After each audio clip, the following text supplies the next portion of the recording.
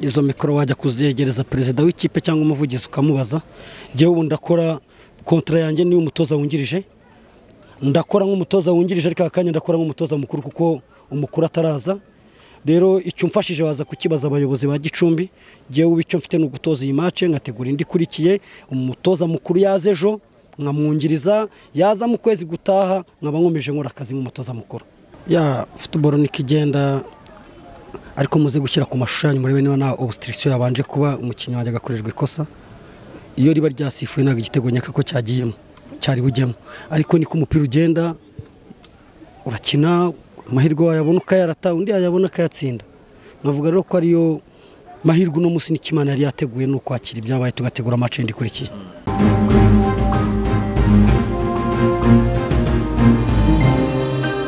yanaganirije abakinnyi turaganira cyane tubereka ko ahantu turara ahantu habi tubereka ko tugomba gukoresha imbaraga kugira ngo tuve kuri uyu murongo utukura abakinnyi turabamotiva ubuyobozi burabegera turabegera turaganira nibura imyitozo turayikora ariko dukora n'imyitozo yo mu mutwe kugira ngo tuganirize abakinnyi rero bari babashije kubyumva nuko nyine ku munota wa nyuma byanze ariko niko football igenda igice kinini cy'umukino mwakina inyuma tactique yari ugushaka inota rimwe yari kuba ari bahagije kuri mwe sinzi inyuma hariho kuko iyo bari inyuma baba batsinze ibitego 7 cyangwa 8 nakinnye umupira buri equipe ifite system ikina tactique yayo buri wese afite uko akina giye uko nakinnye ni kuri nateguye nago napanze gukinira inyuma napanze gukinira hagati contre attaque nabonye hari imwe akabaye yavuye mu igitego kimwe cyangwa 2 ariko nago cyabashije kuboneka imikino 9 intsinzi imwe mu mikino 9 umuntu agiye kureba ku kipe ya Gicumbi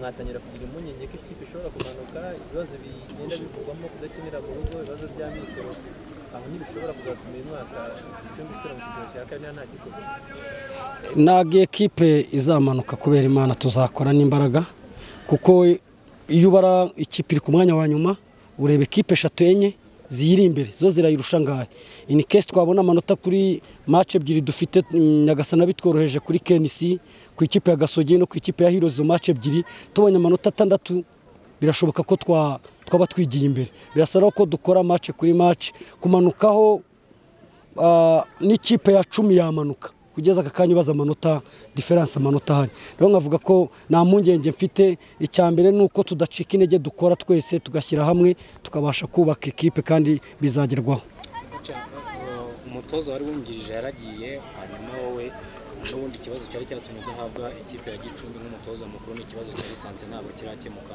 uragumana iyi kipe mu gihe kingana iki hari amakuru ko wenda bashobora kuzana undi mutoza ukamwongereza izo mikoro wajya kuzegereza perezida w'ikipe cyangwa umuvugizi ukamubaza jewe ubu ndakora kontra yanjye ni umutoza wungirije ndakora nk'umutoza wungirije ariko akanya ndakora nk'umutoza mukuru kuko umukuru ataraza rero icyo mfashije waza kukibaza abayobozi ba Gicumbi jewe ubicyo mfite no gutoza iyi match ngategura indi kurikiye umutoza mukuru yaze ejo nkamwungiriza yaza mu kwezi gutaha nkaba nkomeje nkora akazi nk'umutoza mukuru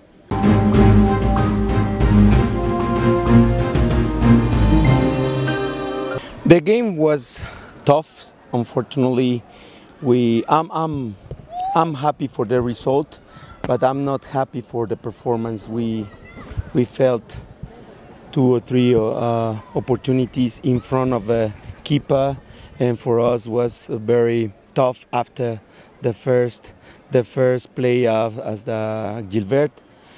We provoked many opportunities in attacking, but unfortunately we didn't score.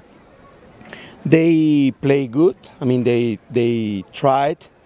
They did it their job, but my problem was we didn't score, and I was a little bit upset and a little bit of worried about it. But the good thing is, like, we took one, and like I say, I'm happy for the result, but I'm not happy for the performance. Actually, how was your plans? What did you plan before the game, and what have you been telling your players before the game? Well, the plan was to score in the first half, to push, to get the ball in their field, but unfortunately we didn't do that. At the second The second half, everything changed a little bit, and probably that's what the key. That's what the keys for to get this result. Coach, it looks that your player is too tight. Is it that the 2 weeks of national team, some of them have not been in practice? What do you think we can change the next game? No, we have to recover the confidence with the results. You recover the confidence with results. Yes, we have many things to work in during the week. We have to, well, unfortunately we had 2 weeks, like you say. The FIFA break gave us, too much time to, not to rest because we were working too much. And for me, we have to work every weekend.